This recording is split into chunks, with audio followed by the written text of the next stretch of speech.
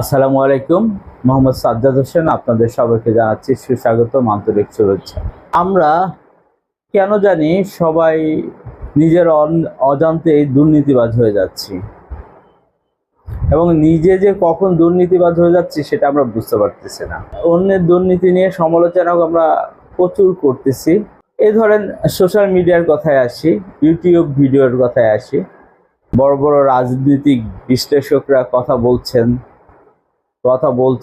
রাজনীতিবিদরা কথা বলছেন, নামকরা সাংবাদিকরা, এবং তারা সমাজকে চোখে আঙ্গুল দিয়ে অনেক কিছু দেখিয়ে দিচ্ছেন।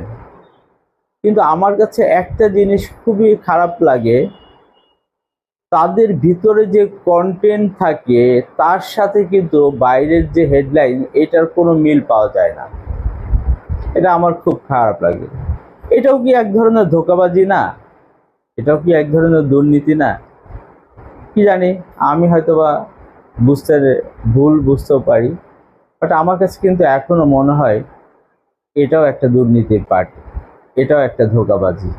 সো আমাদের কন্টেন্টের ভিতরে যা থাকবে, আমাদের ইউটিউব ভিডিওর ভিতরে যা থাকবে, বা সামাজিক যে সোশ্যাল মিডিয়াগুলিতে আছে, আমরা যে জিনিস বলতে চাচ্ছি আমাদের হেডলাইনে কেন আমরা সেটাই দেই,